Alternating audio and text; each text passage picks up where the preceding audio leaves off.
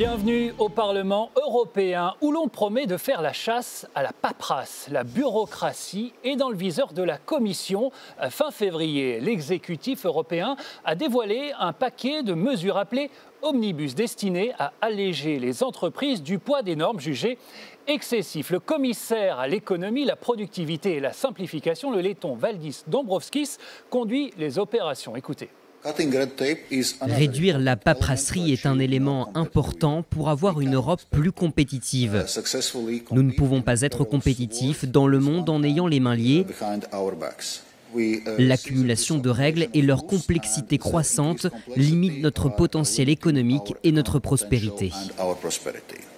Alors le commissaire français à l'industrie Stéphane Séjourné est aussi au cœur du réacteur, mais certains accusent la simplification de dissimuler en vérité une diminution des ambitions européennes en matière de climat ou de droits de l'homme.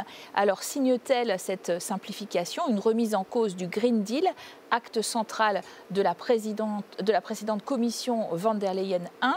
Nous en parlons tout de suite avec nos invités. D'abord Estelle Kelmans, bonjour. Bonjour. Eurodéputé belge du groupe socialiste et démocrate qui défend la nécessité d'une forte régulation en Europe. Virgile Daniel Popescu, bonjour. Eurodéputé roumain, vous êtes élu dans votre pays sous l'étiquette du Parti libéral et vous siégez ici au PPE à Bruxelles. Votre groupe a salué les annonces de la commission. Enfin, Marie Toussaint, bonjour. Bonjour. Eurodéputée française et vice-présidente du groupe des Verts au Parlement européen. Monsieur Popescu, votre groupe, le PPE, donc la droite qui est très majoritaire, à la Commission en particulier, a salué ces annonces de la Commission Van der Leyen 2.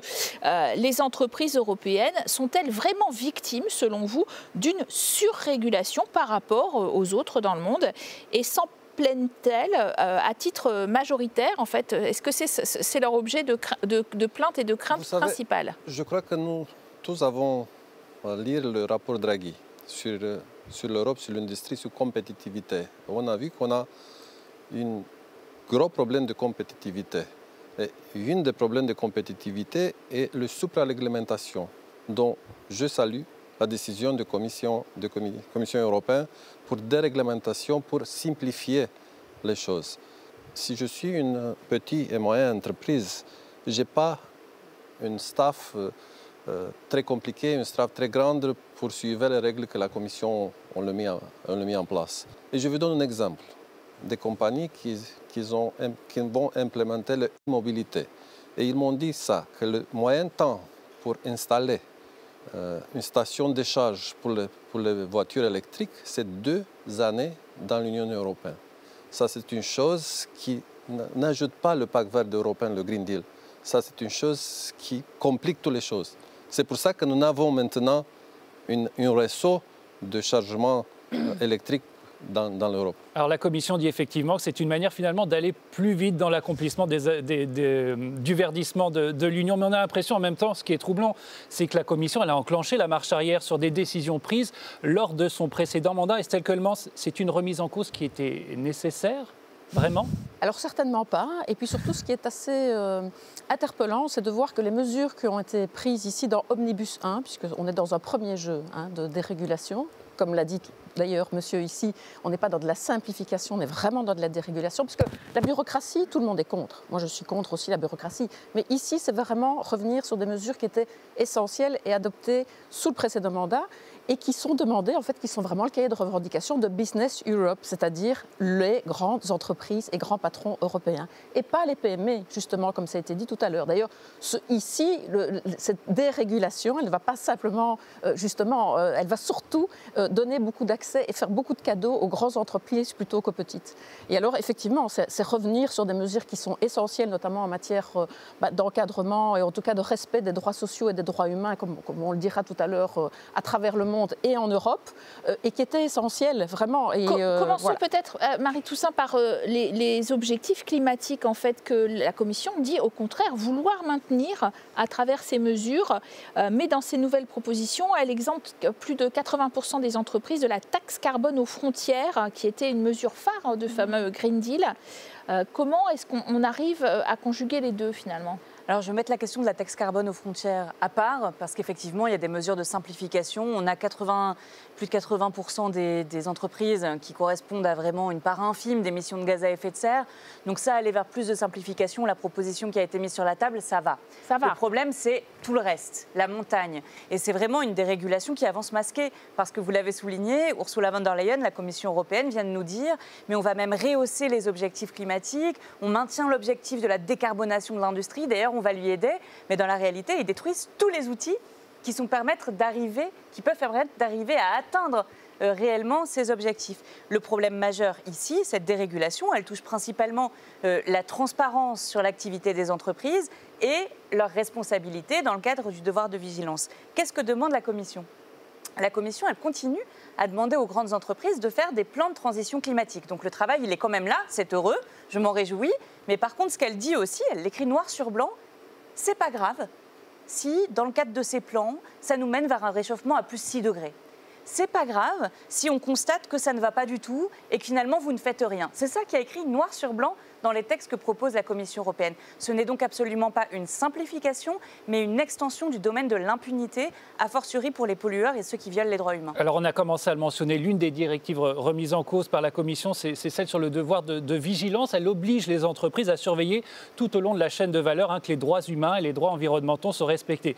Non seulement elle n'entrerait plus en vigueur qu'en 2028 au lieu de 2027, mais elle serait limitée aux seuls partenaires directs des entreprises et le contrôle n'interviendrait plus qu'une fois tous les 5 ans. Enfin, les sanctions financières seraient supprimées. Virgile, Daniel Popescu, on a l'impression d'une coquille vide. Il ne reste pas grand-chose. Je crois qu'il faut respecter les droits de l'homme. Je crois qu'il faut respecter l'honneur de personnes qui travaillent. Et je crois qu'il faut respecter l'éthique en pratique commerciale. Aussi, il faut être un équilibre parce que si on est plus réglementatif dans ce domaine, on peut avoir le risque de relocation de l'entreprise au dehors de l'Europe et on peut avoir encore d'autres problèmes, manque de chômage en Europe. Vous entendez quand même l'idée de délocalisation. On évite la délocalisation parce que d'autres parties du monde déréglementent, et on pense bien sûr aussi aux États-Unis, Madame Keulemans, et c'est un argument qui peut porter sur celui de l'emploi. Ce n'est pas du tout l'enjeu ici justement de cette directive. L'enjeu de cette directive, c'est notamment, je ne sais pas si vous vous rappelez, il y a déjà quelques années la directive dit c'est pour la compétitivité, c'est pour l'emploi, etc. Donc, il y a quelques années, un bâtiment qu'on appelle le Rana Plaza s'est effondré sur 3000 travailleurs et travailleuses au Bangladesh. Et c'est là qu'on s'est rendu compte que les vêtements que nous portions ici, ou que certains même métaux que nous avons dans nos GSM sont couverts de sang quelque part. On ne respecte pas les droits humains, on ne respecte pas les droits sociaux. Et cette directive, elle vise quelque part, ou alors effectivement des grands groupes français pétroliers que nous ne citerons pas, qui effectivement polluaient dans des pays d'Afrique. Donc voilà, le problème, c'est que l'Europe a décidé d'avoir aussi une éthique dans ce qui était consommé ici. Et ce n'est pas une question de délocalisation ou de compétitivité. C'est simplement le fait qu'on responsabilise quelque part ceux qui importent ici certains produits tout au long de la chaîne de production sur les droits humains et sur les droits sociaux et sur les droits environnementaux. Donc c'est ça l'enjeu de cette directive. Et le risque n'était pas spécialement une délocalisation, mais simplement de jouer un jeu correct. Marie Toussaint, de nombreuses ONG allant d'Amnesty International en passant par Oxfam et les Amis de la Terre, ainsi que des syndicats européens s'alarment des annonces de la Commission. Est-ce que vous y voyez une forme de victoire des lobbies libéraux, voire des ultra-conservateurs du courant trumpiste finalement? Ah bah bien sûr. Bien sûr, c'est une forme de massacre à la tronçonneuse qui ne dit pas son nom, parce que Stéphane Séjourné s'en défend. Il dit « nous, on sait réformer sans tronçonneuse », mais quand on ouvre la casserole, on se rend bien compte que c'est ça qu'il y a dedans. J'aimerais quand même revenir sur ce qui a été dit sur la délocalisation, etc., parce qu'on nous vend aussi cette réforme comme faisant œuvre de souveraineté pour l'Europe. Mais c'est tout le contraire. C'est tout le contraire. Et dans la réalité, cette directive, elle vise aussi à faire cesser la concurrence déloyale de firmes qui produisent en Chine, avec le travail forcé des Ouïghours, qui utilisent le travail des enfants en Asie du Sud-Est, qui font n'importe quoi effectivement en Afrique, sur les minerais, sur le pétrole, le gaz. Dans la réalité, c'est une directive qui protège la production en Europe, parce qu'elle dit qu'on ne peut pas produire ailleurs dans des conditions qui sont dévastatrices et puis après venir vendre ces produits sur le sol européen. Donc au fond, ça préserve la souveraineté européenne, ça préserve l'emploi, ça préserve aussi notre capacité d'agir pour le climat, c'est vrai, mais aussi, et je le rappelle, contre tous les produits toxiques. Madame Keulemans a parlé de textile. Dans les produits que nous portons, il y a des PFAS, il y a des produits toxiques, des colorants, etc. Et en fait, c'est quand même normal que les Européennes, que les Européens souhaitent ne pas avoir dans leur vie quotidienne des produits qui les rendent malades. Alors justement, Monsieur Popescu, de ce point de vue géopolitique, de souveraineté, effectivement, est-ce que la manœuvre de la Commission dite de simplification semble justifiée face à l'Amérique de Donald Trump, qui effectivement veut la déréglementation à tout crin? L'Europe, est-ce qu'elle n'a pas plutôt tendance à affirmer qu'elle est une puissance régulatrice pour mettre un frein aux géants du numérique, aux possibles monopoles américains, et pour des raisons de souveraineté? Je suis un pro-européen, un pro-américain. Mais quand on fait des comparaisons avec Europe et Amérique, il faut tenir compte de plus de choses. Europe, l'Union européenne, ils sont plusieurs de pays. Amérique, c'est un seul pays. Nous avons autre mentalité que l'américain. Donc la Commission européenne doit tenir compte de toutes ces choses quand on sait déréglementation ou simplifier. Et je crois que simplifier pour l'Europe, c'est la meilleure chose. Peut-être pour l'Amérique, déréglementation ou totale déréglementation, mais je ne crois pas en totale déréglementation, peut-être ça va. Mais je crois que pour l'Europe, ce qu'on fait maintenant, simplifier et ajouter les entreprises européennes, c'est la meilleure chose que la Commission peut faire. Et celle Keulemans, il y a un point aussi qu'on n'a pas encore abordé, c'est que certaines entreprises avaient commencé à se plier à ces nouvelles contraintes, ou en tout cas à ces nouvelles normes. Ça dépend de quel point de vue on se place. Est-ce que les bons élèves, finalement, ne vont pas être découragés par ces nouvelles annonces ? Eh bien, c'est ça, évidemment, le problème. C'est ce que ceux, aujourd'hui, qui avaient notamment décidé d'être très transparents, notamment sur leurs pratiques environnementales, sur leurs pratiques sociales et autres, maintenant sont quelque part sanctionnés par rapport aux mauvais élèves qui n'avaient rien prévu, ou ceux qui, justement, n'avaient certainement pas l'intention non plus d'appliquer correctement, notamment cette directive sur le devoir de vigilance à travers la chaîne de production, et qui, quelque part, on refausse aussi la concurrence entre ceux qui, effectivement, travaillent sur base de droits éthiques et environnementaux, ou en tout cas de ce respect-là, par rapport aux cow-boys et à ceux qui ont décidé de ne pas finalement, et qui travaillaient dans le but et dans le cadre des valeurs qui sont nos valeurs européennes par rapport à ça. Donc c'est extrêmement problématique, c'est que pour le moment, non seulement on est en train de refausser justement la concurrence entre les entreprises qui jouent correctement le jeu et les cow-boys, et puis surtout, on est véritablement en train de revenir en arrière aussi. Allez, si ces législations ont été prises aussi, c'est parce qu'on a traversé certaines crises. On était conscient effectivement des crises climatiques, on était conscient de crises environnementales et de crises sociales, et en particulier après 2008, où on a aussi déjà beaucoup sabré dans les droits sociaux et autres. Et on avait décidé sous la précédente mandature justement de revenir sur ces urgences sociales et environnementales. Maintenant, on voit qu'on est confronté à d'autres crises géopolitiques, le retour de la guerre, et qu'on est effectivement avec une tronçonneuse en train de revenir sur tous ces droits. Mais Marie Toussaint, est-ce que vous entendez l'argument de M. Popescu, on est 27 États, etc. Donc ça fait des tranches de millefeuilles supplémentaires, c'est-à-dire les réglementations nationales, plus supranationales, européennes, etc. Et Total, la Commission européenne dit qu'on va réaliser des économies de coûts administratifs annuels de 6,3 milliards d'euros et mobiliser 50 milliards d'euros supplémentaires d'investissements publics-privés. Donc vous ne croyez pas à ce coût de la paperasserie ? Bon, alors moi, je veux vous dire deux choses. La première, c'est que oui, il y a un coût à la paperasserie. Madame Keulemans l'a dit également, hein. Tout le monde déteste la bureaucratie. La bureaucratie, elle s'impose à tout le monde, pas seulement aux entreprises. Je veux dire, quand on fait ces démarches au quotidien, on a des problèmes de recours au droit dans tous les pays de l'Union européenne, hein, parce qu'il y a trop de papiers à faire. Quand on est un paysan, une paysanne, eh bien oui, il y a trop de papiers à faire et on se retrouve à passer du temps sur les papiers plutôt que d'être dans ses champs ou avec ses bêtes. Donc cette paperasserie-là, évidemment, il faut la tuer. Maintenant, sur le coût, on va se parler un petit peu franchement.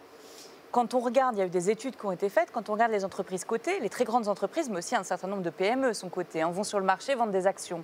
Quand on compare le coût de cette paperasserie des normes sociales et environnementales avec les sommes qui sont données aux dividendes, on se rend compte que c'est seulement 0,13%.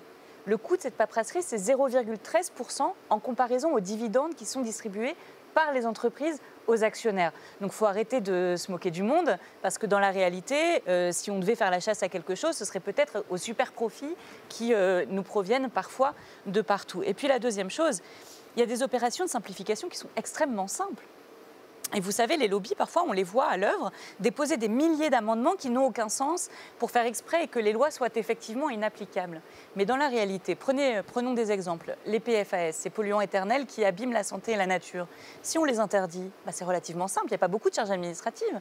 De la même manière, le glyphosate, plutôt que de le réautoriser avec des études de seuil, si on l'interdit, il n'y a plus besoin d'étudier les seuils, il y a moins de paperasse. De la même manière, sur l'extraction minière en eau profonde, voilà, tout ça, ce sont des normes extrêmement simples que pourtant, ceux qui se réclament aujourd'hui de la simplification refusent absolument. Et c'est le mot de la fin peut-être, parce que la Commission a annoncé que ces premières mesures de simplification seraient suivies par d'autres dans les mois à venir. Vous avez des craintes dans d'autres domaines ? Très clairement, on nous annonce au moins 3 omnibus, donc effectivement, une deuxième va arriver. Alors peut-être justement au niveau du timing, il y en a une, si vous regardez toujours d'ailleurs le cahier de revendication de Business Europe auquel je faisais référence tout à l'heure. Donc il y en a une qu'on n'a peut-être pas osé sortir avant le 8 mars, qui est quand même la journée internationale des droits des femmes, mais on va certainement revenir sur une directive qui est toute neuve, elle aussi, qui est sur la transparence des rémunérations et qui vise justement à lutter contre ce sacro-saint, en tout cas, inégalité salariale entre les hommes et les femmes, dans lequel l'Europe est engagée depuis le traité de Rome, en 1957, et qui existe malheureusement toujours au moins à 12% en moyenne au niveau européen. Et très clairement, on va revenir là-dessus. On veut instaurer aussi ce qu'on appelle un 28e régime pour les entreprises, pour des entreprises qui auraient effectivement des activités dans plusieurs pays européens, pour déroger aussi aux droits sociaux, aux droits économiques. Donc on sait que malheureusement, ce n'est que le début de ce fameux choc de la simplification.